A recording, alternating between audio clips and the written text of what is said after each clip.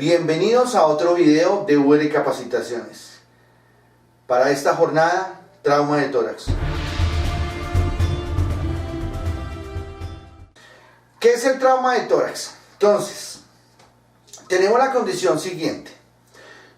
Y recordamos desde la parte de cinemática. Todos los traumas son las afectaciones que se dan fruto de las descargas o liberaciones de energía o penetraciones o afectaciones de un elemento sobre el cuerpo.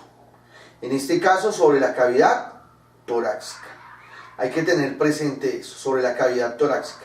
Ahora bien, en el trauma de tórax son esas consecuencias que se tienen tanto de un orden primario como un orden secundario, igual que habíamos visto en trauma raquimedular, en trauma de tórax. Entonces, la lesión primaria, la consecuencia que se da fruto de la primera lesión, llámese herida por arma de fuego, llámese por herida por arma cortopunzante, llámese una contusión por impacto, llámese por la liberación de una onda, y la secundaria es la consecuencia de la primera, donde se genera una condición muy específica frente a las lesiones que pueda presentar el paciente. Cuando hablamos de trauma de tórax, hablamos de la clasificación. Y hay varias clasificaciones del tipo de situación clínica que presenta el paciente y también del orden de la lesión que se presenta. Entonces tenemos, por ejemplo, contundentes. Cuando hablo de contundentes, hablo de golpes, de impactos o de compresiones. Y ojo con la parte de compresiones, y podemos hablar de algo que se llama el síndrome compartimental o lesiones por aplastamiento, que aplica para varias condiciones. Pero por ejemplo, para hablar de trauma de tórax, yo no voy a descomprimir un paciente de manera abrupta y rápida sin tener un control de la parte ventilatoria y de la parte hemodinámica. ¿Qué quiere decir? Si yo no tengo un control de tensión arterial, un control de ventilación adecuado, yo no puedo descomprimir un paciente, por ejemplo, que esté aplastado en un vehículo y esté con una compresión fruto de una carga continua y presión sobre la cavidad torácica, porque eso va a generar una alteración, un shock por descompresión rápida. Entonces, a medida que la tensión se va regulando, en esa medida yo voy descomprimiendo el paciente, y en la medida que el paciente va mejorando la ventilación, voy descomprimiendo el paciente. Otro tipo de lesión son las penetrantes, llámese por arma de fuego, llámese por arma cortopunzante o por objetos extraños. No necesariamente las heridas por armas penetrantes corresponden a heridas por arma de fuego ni armas cortopunzantes. Un paciente que está trabajando en una obra y cae sobre una varilla y la varilla le ingresa a la cavidad torácica, pues inevitablemente también se llaman de objetos penetrantes. Pero sí es importante considerar, por ejemplo, en el caso de las heridas por arma de fuego, preguntar al paciente cuántos impactos escuchó. ¿Cuántos tiros escuchó, amigo? Escuché 3 tiros. Búsquele al paciente 3 impactos. Y no solamente aplica para la parte de tórax, para todos los tipos de trauma. Eso también nos presume a mí para identificar el número de lesiones que pueda tener el paciente, que el fruto del estrés, fruto de la adrenalina, fruto de la angustia, a veces no se perciben o no se detectan heridas. O incluso hay pacientes que llegan a los servicios de urgencias con elementos penetrados y no saben sino hasta cuándo están en el servicio de urgencias. Otro es la aspersión. ¿Qué es la aspersión? Resulta y pasa que tenemos la condición de pensar que el trauma de tórax es solamente cuando habla de impactos, pero también hay un trauma de tórax a razón de una alteración del sistema ventilatorio y alteración de las funciones normales del sistema respiratorio. Inhalación por gases, monóxido de carbono.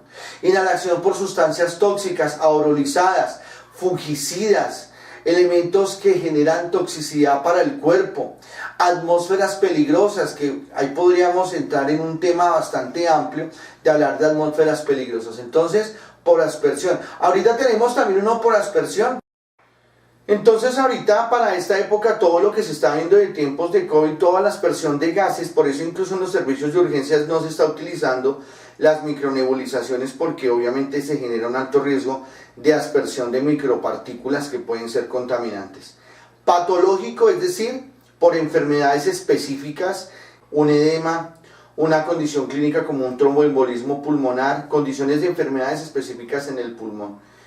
Otras son las cavitaciones por la honda liberación de energía, barotrauma, cuando a veces cogemos el ventilador y le damos a ese BBM y terminamos rompiendo los alveolos, por ejemplo en el caso de los niños, cuando le hacemos una presión mayor a la que pueden resistir los alveolos en reanimación cardiopulmonar, podemos terminar generando un barotrauma. Altitud, cambios de presión atmosférica, las explosiones por las ondas y las iatrogénicas, que son aquellas que se dan específicamente en consecuencia de enfermedades. Es decir, hay enfermedades físicas, enfermedades patológicas, clínicas, que terminan desencadenando condiciones clínicas en el tórax y complicaciones.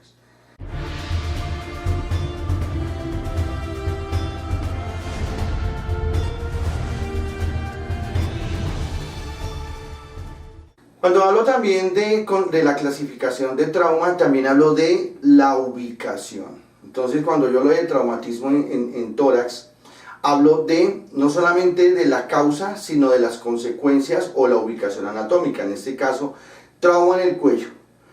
Entonces, cuando hablo de trauma en el cuello, hablo de condiciones específicas, generalmente sobre la vía aérea superior.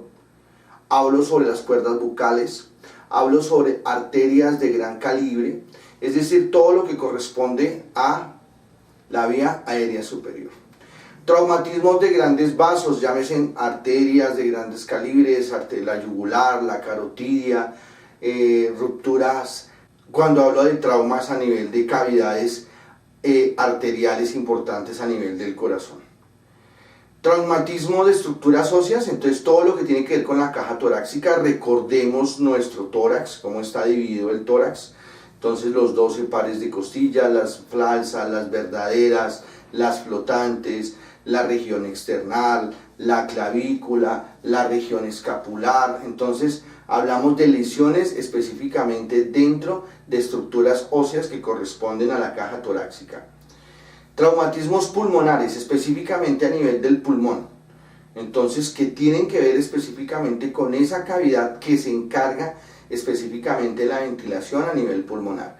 Traumatismos cardíacos, es decir, dentro de nuestra estructura cardíaca. Recordemos una cosa, y aquí voy a hacer una aclaración importante. El corazón no está ubicado así como nos lo muestran en las películas, así derechito, o en los dibujos de biología, no. El corazón está ligeramente inclinado y está ligeramente hacia atrás, ¿cierto? De esta manera. Entonces no está ubicado de esta forma, sino está ubicado así, ligeramente de lado. Entonces, cuando yo hablo de una lesión precordial, hablo de toda esta parte, incluyendo la parte posterior, que corresponde a la ubicación torácica. Entonces, a veces hablamos de trauma cardíaco o paciente con trauma o lesión precordial y nos imaginamos que siempre es adelante. Pero resulta que las lesiones precordiales no solamente son anteriores, también son posteriores, porque nuestro corazón, al ubicarlo, tiene una condición clínica que la parte escapular, debajo de la parte escapular puede haber una penetración hacia la cavidad cardíaca en la parte inferior o punta del corazón. Entonces, todo este recuadro hace relación a lesiones de orden precordial. Es muy importante que lo tengamos presente.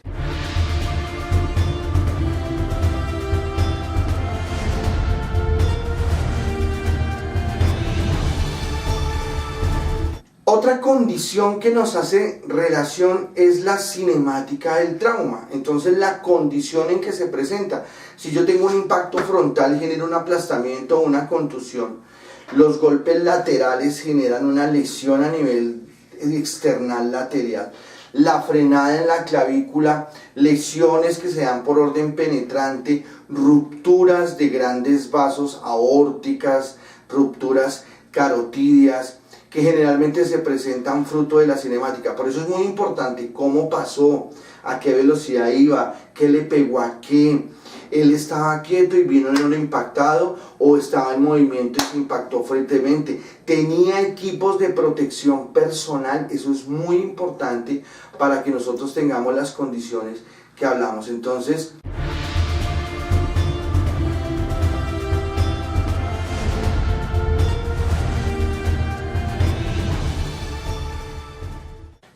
vemos los impactos, toda esa condición de impactos que se pueden presentar traumatismos laterales que se pueden generar, lesiones que se pueden generar por armas cortopunzantes o elementos contundentes. También vemos las compresiones que generan a nivel torácico y todo lo que tiene que ver con la cinemática del trauma, esas condiciones que hay que revisar previo al accidente y la indagación de lo que nosotros estamos haciendo.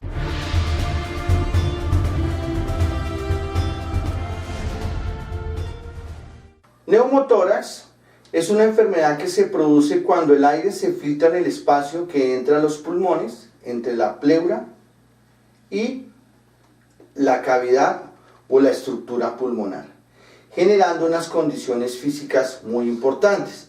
Entonces digamos que frente a los signos y síntomas, ¿qué pasa? Es un pulmón que no tiene la capacidad de ventilarse, es un pulmón que no tiene la capacidad de extenderse. Entonces, ¿qué vamos a ver? Coloración azulada de la piel porque hay falta de oxígeno. Pero ¿por qué ese oxígeno entra a la cavidad pleural? Por eso, porque está dentro de la cavidad pleural, no está dentro del sistema circulatorio porque no hay una buena ventilación.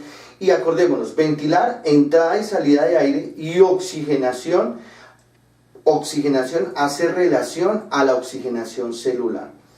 Opresión torácica, obviamente el paciente percibe bastante opresión a nivel del tórax. Es muy importante que lo tengamos presente. La opresión torácica, el paciente percibe que hay opresión a nivel del tórax. Hay también una condición de irregularidad de la saturación. Entonces, mi paciente no tiene una buena oxigenación a nivel celular, pues obviamente la saturación tiende a disminuir. Mareo y desvanecimiento. ¿Por qué? Porque hay disminución del aporte de oxígeno a nivel celular. Y si recordamos en trauma craneoencefálico, los pacientes necesitan un buen aporte de oxígeno y un buen aporte de azúcar, un buen aporte de irrigación sanguínea. Entonces, al disminuir los porcentajes de oxígeno, pues generalmente hay mareo y desvanecimiento. Fatigarse con facilidad, el paciente tiende ahogarse, a sentirse que se ahoga aunque su vía aérea esté despejada, su cavidad pulmonar no tiene la expansión. Patrones respiratorios anormales. Recordamos la respiración de Chang-Stone, respiraciones de Kussmaul, hiperventilación, hipoventilación. Esas condiciones también se ven reflejadas en algunos casos en los pacientes que tienen traumas de tórax. Aunque no son directamente relacionados con un trauma craneoencefálico, sí es importante que lo tengamos presente frente a la condición de la alteración del patrón respiratorio. Aumento del esfuerzo para ventilar. El paciente tiene una dificultad importante para poder generar su ventilación, ¿cierto? Shock de orden hipoventilatorio, ausencia de oxígeno. Y obviamente lleva a un colapso del orden pulmonar, lo que se conoce clínicamente con el paciente con inminencia de falla ventilatoria, es decir, este paciente en cualquier momento va a entrar en parada respiratoria.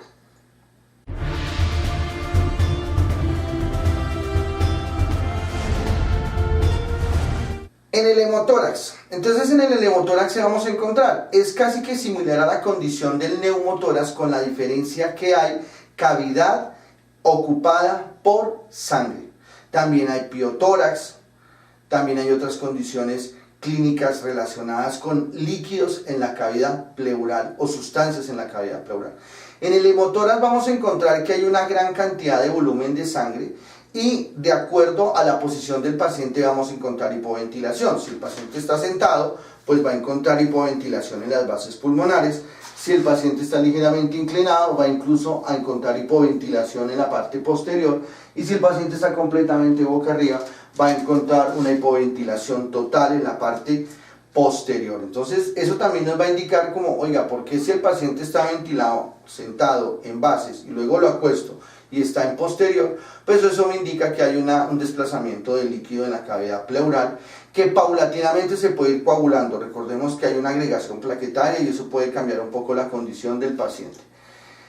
Signos y síntomas, aquí hay una condición importante. También encontramos unas condiciones de disminución de la ventilación, color azulado, falta de oxígeno, opresión torácica, irregularidad en la saturación.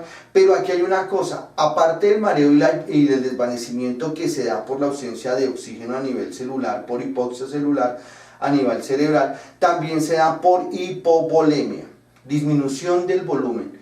hipovolemia o por shock hemorrágico, porque el paciente aunque tenga sangre dentro de su cuerpo, está fuera del espacio donde debe estar, en este caso está en la cavidad pleural. Entonces por eso encontramos el paciente con hipotensión, el paciente se le baja la tensión y eso es un indicativo de que hay un sangrado. Diaforesis, el paciente empieza a sudar, acuérdense de los tres espacios, intracelular, intravascular, intersticial. Entonces del que está intravascular se está pasando un espacio intersticial, ni está dentro de las células ni está dentro de los vasos, pero está ocupando un espacio, en este caso pleural.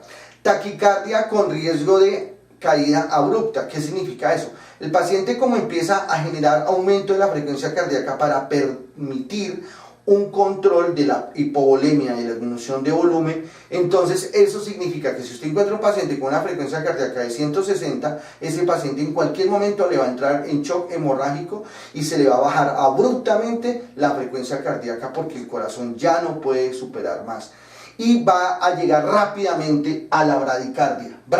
Entonces está en una taquicardia 160 y en cualquier momento se le baja a una bradicardia de 30, 40, eso indica que el paciente está sangrando y está en un shock. Cuando está en taquicardia está en shock compensado, es ahí donde nosotros tenemos que actuar. No tenemos que esperar que el paciente nos entre en shock descompensado para actuar. Fatigarse con facilidad, obviamente patrones de respiración anormales como podemos presentar en neumotórax, shock, en este caso se puede presentar shock de orden hemorrágico y colapso. Pero recordemos también, y hay que aclarar una cosa, puedo tener neumotórax abierto, es decir, que hay una herida que comunica con el exterior, y neumotórax abierto. Entonces, hemotórax, hemosangre y neumoaire pueden estar abiertos. ¿Qué significa? Que el paciente tiene un contacto con la parte exterior. Cuando el paciente tiene un neumotórax abierto, es importante cerrar ese espacio, generar una ventana. Y ahí encontramos las ventanas unidireccionales. ¿Qué es la ventana unidireccional? Es esa condición de que yo genero una posibilidad de que salga al aire, pero no entre. Cuando el paciente hace inspiración, genera una presión negativa hacia la cavidad torácica. Eso permite que se pegue el parche, pero cuando el paciente hace una expiración, genera una presión positiva a nivel torácico que permite que el aire salga. Por eso se fija en tres lados, se fija en tres puntos. Entonces, acá vemos cómo se está colocando el paciente. Se fija en tres lados para generar una condición de ventana de tal manera que el aire va a poder salir pero no va a entrar, es decir, el aire que está dentro, que se está escapando de la región torácica, de donde tiene que estar, dentro de los alveolos, dentro de los conductos ventilatorios, y que se está escapando va a poder salir, y al momento en que yo le haga este cierre, él no va a entrar, entonces es una condición importante.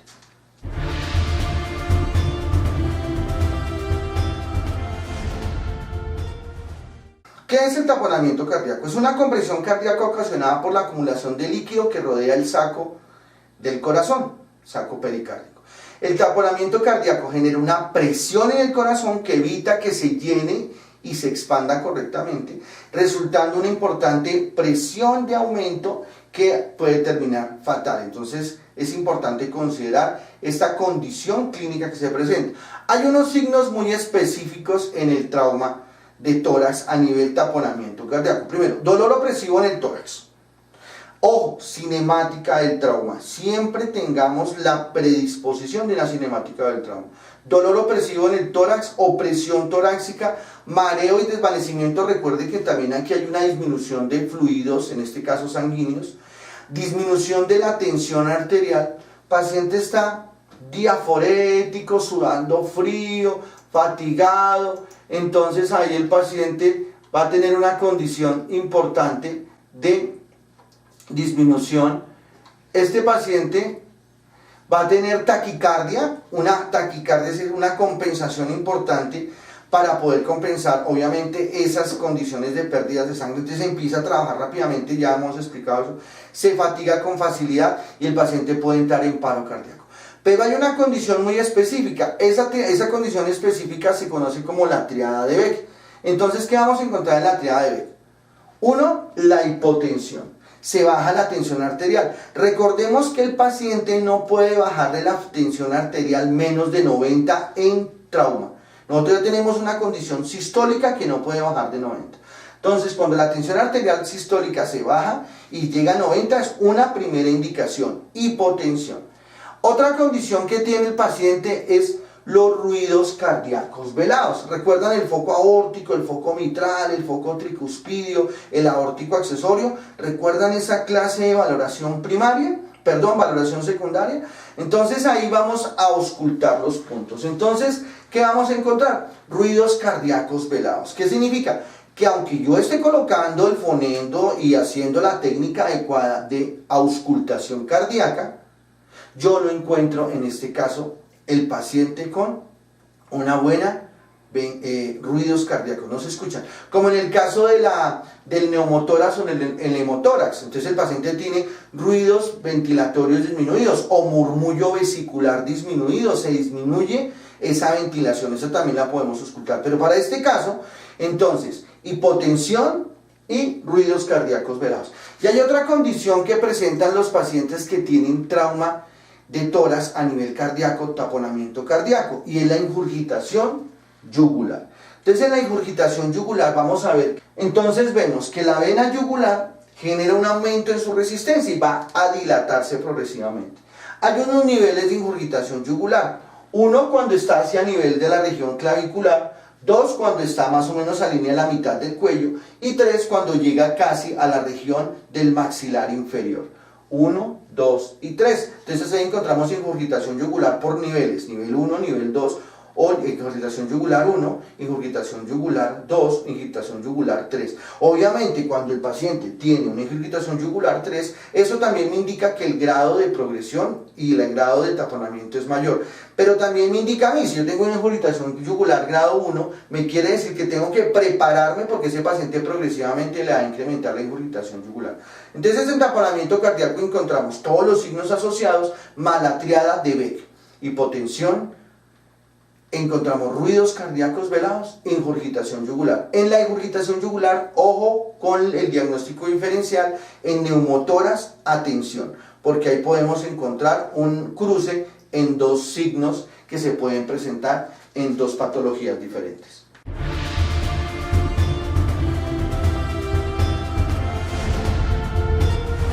Cuando hablamos de tórax inestable, entonces cuando yo hablo de tórax inestable, recordemos que tenemos 12 pares de costillas a cada lado, es decir, 24 costillas, tenemos el esternón, las primeras que son las verdaderas, luego las falsas que se dividen en las vertebrocondrales y las flotantes, que lo vimos en la parte de anatomía. Entonces cuando yo hablo de tórax inestable, hablo cuando se presenta una condición clínica donde dos costillas se parten hacia adelante, es decir, entonces se fracturan a partir de dos costillas, o una costilla se puede fracturar en más o dos o tres partes en adelante. ¿Y eso qué significa? Una inestabilidad del tórax. ¿Qué es eso? Que el tórax no tiene una capacidad de expansión torácica adecuada. Nosotros encontramos pacientes como este. Acá vemos esa expansión torácica inadecuada y una irregularidad. Se llama tórax batiente o ventilación paradójica, que significa que el tórax no está trabajando sincrónicamente. Entonces hay que mirar esa capacidad de expansión bilateral y simultánea que tiene el tórax o la alteración de esa capacidad de ventilación. Es muy importante considerar eso.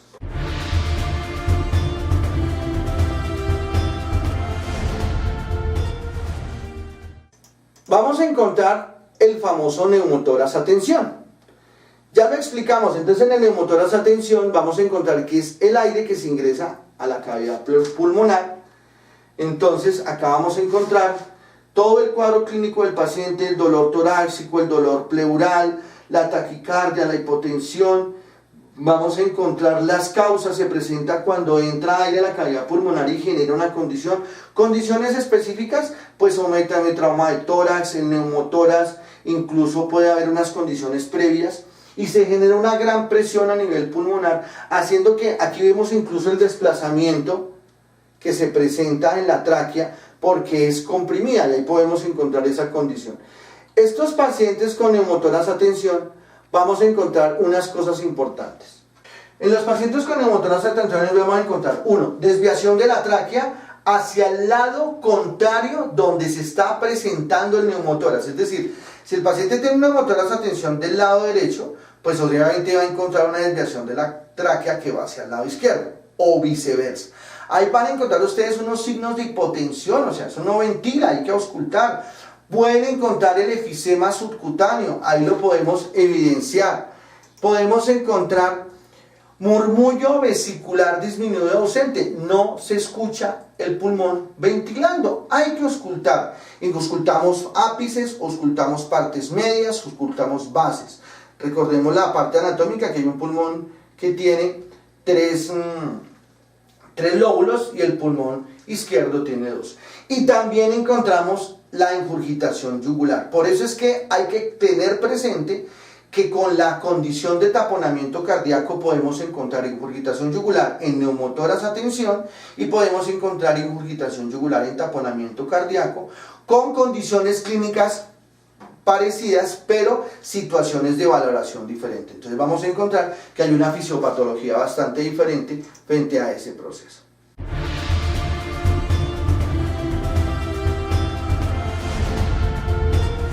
Entonces, cuando hablo de neumo, hablo de aire. Cuando hablo de hemo, hablo de sangre. Entonces, en el neumotórax, acá tengo el alveolo. El alveolo se puede romper, o una estructura, un bronquio, un bronquiolo, y empieza a evacuar oxígeno o a emigrar oxígeno. ¿A dónde emigra ese oxígeno? Entonces aquí tengo mi pulmón, tengo mi pleura, y ese oxígeno empieza a emigrar entre el tejido pulmonar y mi pleura. Y llega un momento tan grande en que mi pulmón no puede ni expandirse ni contraerse, porque toda esa cantidad de aire que ha sido emigrado, que ha sido evacuado, está comprimiendo la expansión pulmonar. En el caso del neumotórax a tensión pasa lo mismo, con la diferencia que el aire ya no puede salir y empieza a generar esta inflamación a nivel pulmonar, que incluso se ve con el pulmón como elevado. Fruto de esa gran presión encontramos la desviación de la tráquea, la ingurgitación yugular por compresión cardíaca, la desviación de la tráquea por desplazamiento del eje central del pulmón, la ingurgitación yugular por compresión cardíaca, que no se puede confundir con el taponamiento cardíaco, y es importante el diagnóstico que se conoce como diagnóstico diferencial. Y hay una condición: cuando ya hay tanto aire en esa cavidad pleural, empieza a emigrar hacia la piel ese aire, entonces lo vamos a encontrar sobre la piel. No sé si ustedes han visto, por ejemplo, esas bolsitas de aire que vienen en los computadores, en los televisores, en algunos elementos electrónicos, y han sentido esas bolitas. Pues esas bolitas a veces, pues parecidas, ¿no? Se sienten como unas bolitas así, unas bolsitas de aire sobre la piel. Eso se llama efisema subcutáneo, y es porque el pulmón ha mandado tanto el aire hacia arriba que ha salido de la cavidad pulmonar, se ha salido de la piel y ha terminado dentro de esta área y genera ese efisema subcutáneo. En el caso del hemotórax ya no hay tanta liberación de oxígeno, de aire hacia arriba, porque no habría, sino ya ahí es sangre. Hemo significa sangre, y va a encontrarse en las bases pulmonares por gravedad, y si el paciente está acostado, pues en la parte posterior. Entonces, neumo, aire; hemo, sangre. Neumo, incluso se escuchan hipoventiladas las partes superiores, y en el hemo se inclusan hipoventiladas las partes inferiores, y eso es por el efecto de la gravedad de la caída del líquido, en este caso la sangre. O si el paciente está acostado, lo podemos encontrar hipoventilado en la parte posterior. Entonces, para que tengamos presente esa condición fisiopatológica del neumohemotórax y neumotórax a tensión. Entonces tenemos nuestro corazón, y este corazón está recubierto por un tejido que se llama el pericardio. Ahí tenemos nuestro corazón, ¿cierto? Entonces, este corazón está recubierto por el pericardio. ¿Qué hace entonces en el taponamiento cardíaco? nuestro pericardio empieza a ocuparse con unas grandes o importantes cantidades de sangre. Esto se empieza a llenarse de sangre. Fuera de las cavidades normales, encontramos todo esto lleno de sangre, fuera de las cavidades normales. Y empieza a hacer que nuestro corazón no pueda ni hacer ni la sístole adecuadamente, ni la diástole adecuadamente. Es decir, el paciente no puede hacer una contracción efectiva. Y entonces nuestro corazón empieza a quedar colapsado dentro de su propio espacio. Entonces, claro, él no va a poder generar ese espacio. Se puede generar por traumas de impacto, rompimientos de una arteria o un vaso importante, por heridas por arma cortopunzante o incluso por heridas por arma de fuego. Entonces, el taponamiento cardíaco es una condición que impide la contracción y la actividad cardíaca normal, y obviamente el llenado y el gasto disminuye el gasto cardíaco, generando disminución de los aportes de sangre a nivel celular. Es decir, no puede mandar sangre el corazón a las partes del cuerpo porque él no tiene la capacidad de expandirse ni contraerse dentro de un espacio habitual y normal.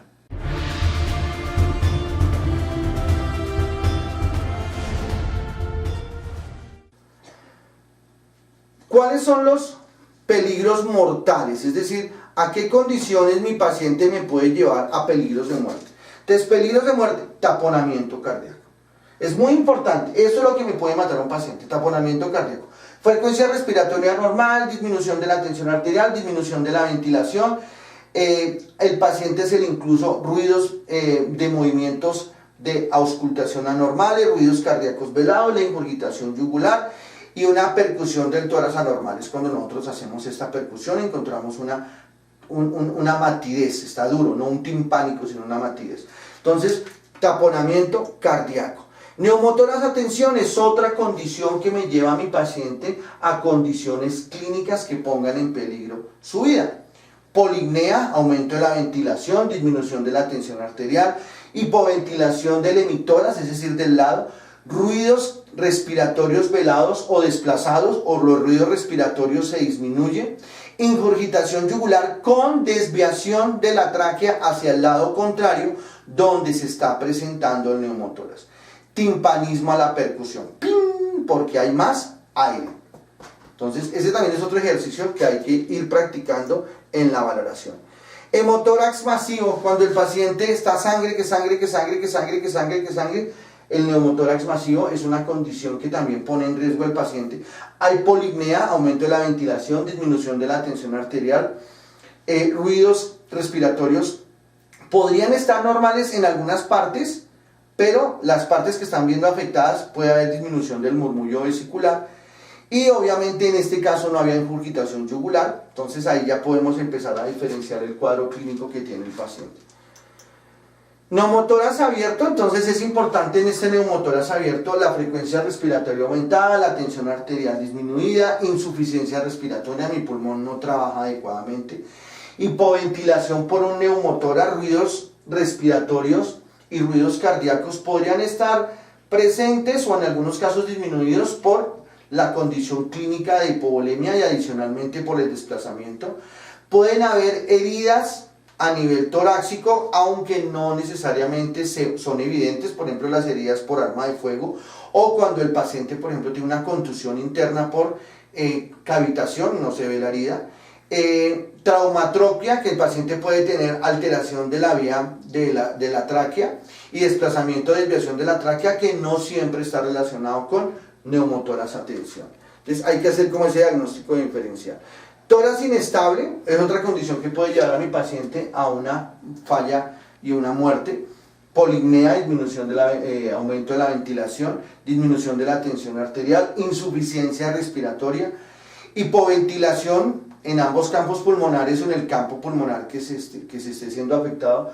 Los ruidos respiratorios pueden estar presentes pero con dificultad porque puede ser, hay una cosa que tener presente acá. Recordemos que hay una fractura que se llama la fractura complicada. ¿Qué es la fractura complicada? Que el hueso fracturado se aloja o ingresa a un tejido u órgano blanco importante. Entonces puede terminar una penetración cardíaca o puede terminar con una herida de orden pulmonar fruto de la misma fractura. Segmento inestable, entonces vemos ese tórax inestable y el movimiento paradójico que es. Y hay obviamente unos signos de fractura, dolor, crepitación, deformidad, esos signos de fractura que podemos ver en varias condiciones clínicas.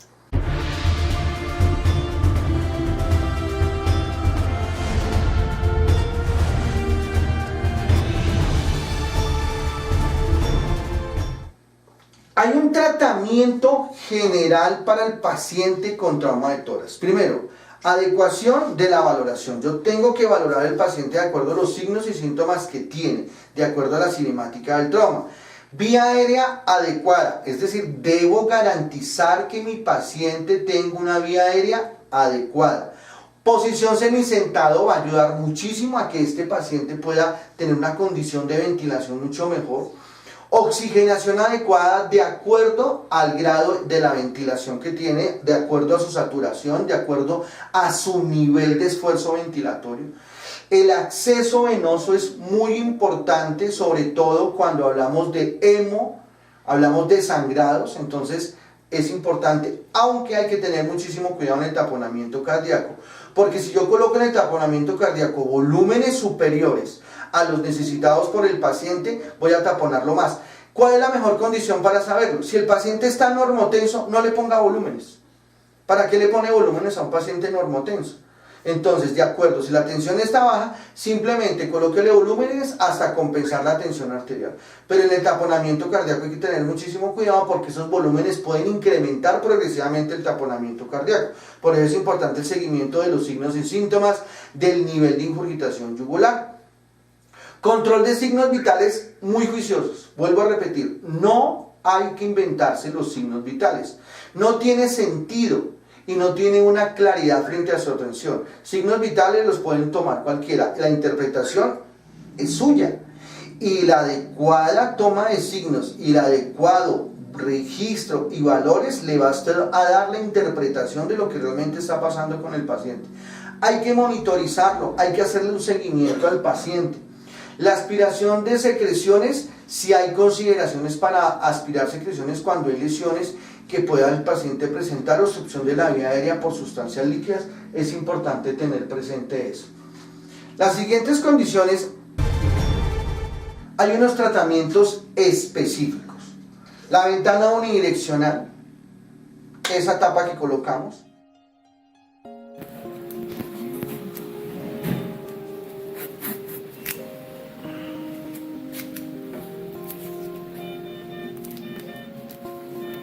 Dejen el punto de abajo, drenar, suelto, aquí arriba y acá, para que tenga donde drenar.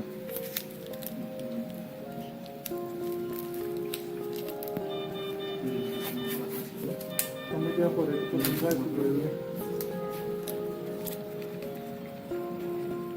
¿Esta también la hacemos ventana? Sí.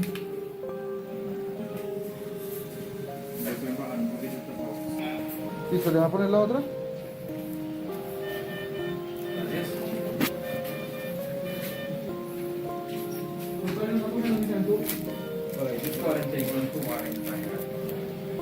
No, eso de drenar hacia arriba. 1.72. 1.70. Lo que van a escapar, acá por el talio. 1.70. Delgado, delgado.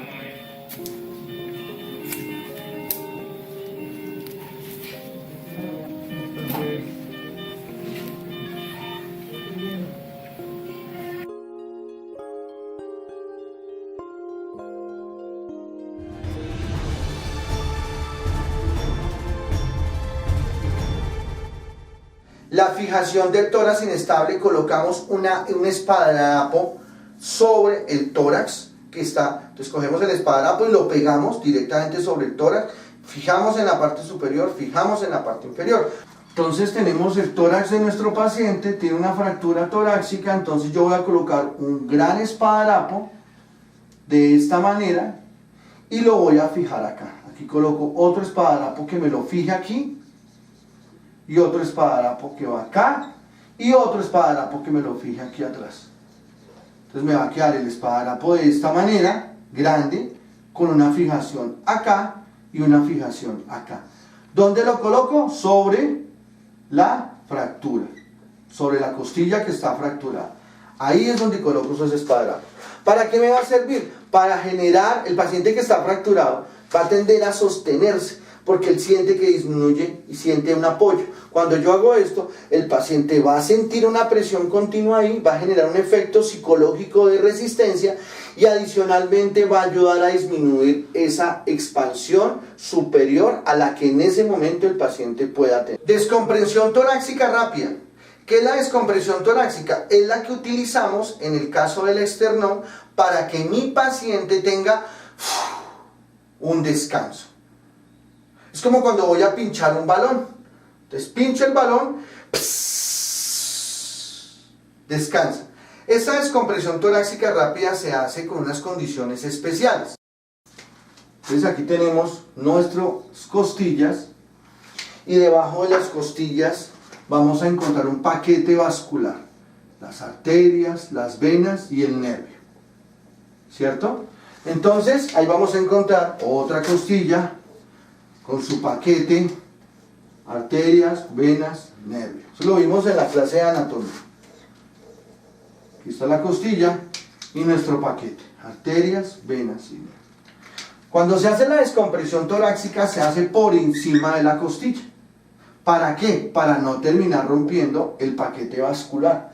Porque si yo hago la penetración acá, rompo ese paquete vascular y lo que yo voy a llevar es a mayor sangrado. Entonces va por encima. ¿Qué hago?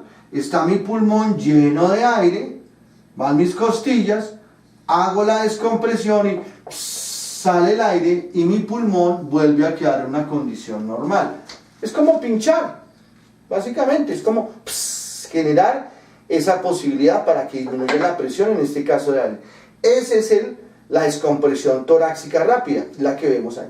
Se hace bajo un procedimiento quirúrgico, no la podemos hacer de manera irregular, la tiene que hacer en preferencia un médico, bajo unas condiciones de conocimientos técnicos y específicos puntuales para hacer la descompresión. Pero ese es el tratamiento. Si yo no hago la descompresión, el paciente se puede morir. Por eso yo tengo que identificarlo rápidamente para saber que ese paciente lo tengo que llevar a un procedimiento de descompresión. Y eso lo voy a poder hacer si identifico oportunamente la situación clínica.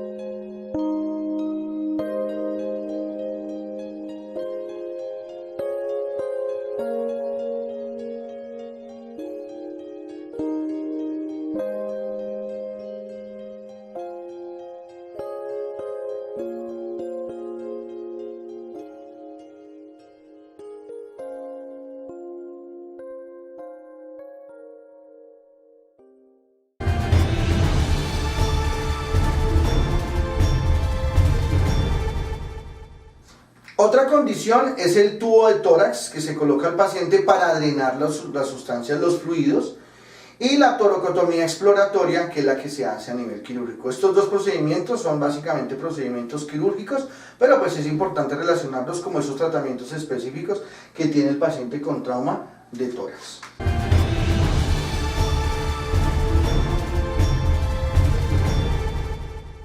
Cuando yo hablo de oxigenoterapia, hablo de la aplicación del oxígeno a nivel pulmonar de manera mecánica, ya que el paciente no lo puede hacer de manera natural.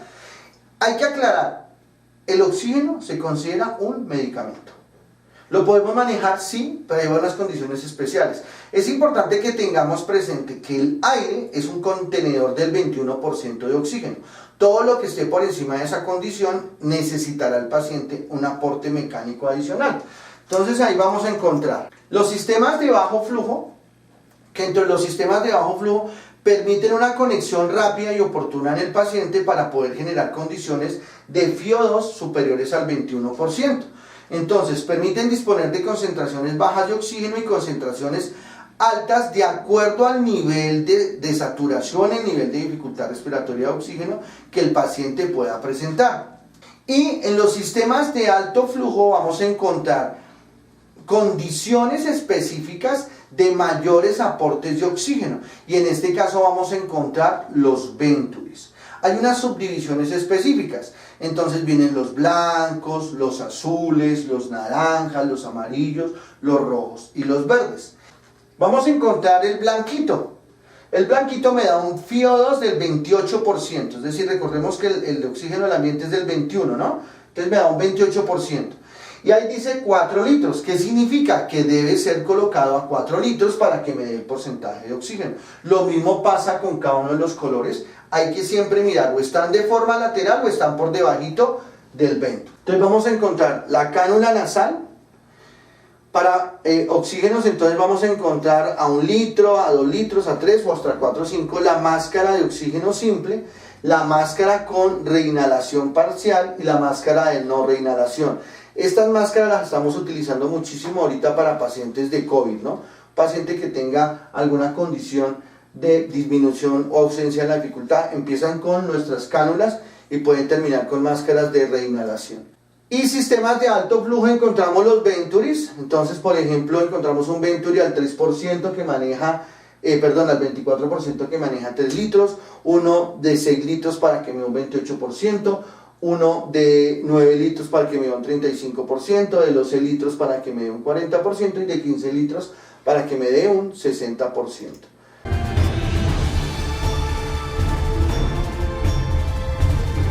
Es importante que en el trauma de tórax identifiquemos oportunamente las condiciones clínicas, que seamos muy prestos para la valoración.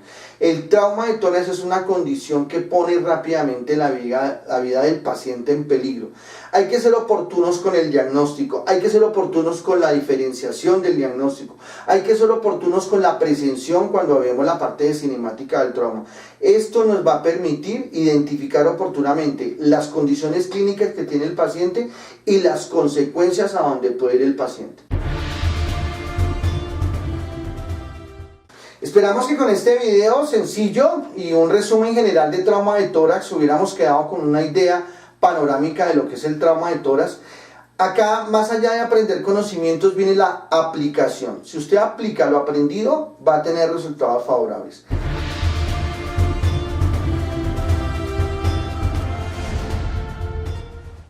Bueno, muchas gracias, esperamos que este video les hubiera gustado, esperamos haber cumplido sus expectativas de capacitación, los invitamos a que se suscriban al canal, a que den el link a la campanita para que sigan recibiendo notificaciones de nuestros videos. Nos vemos en un próximo video. Mil gracias.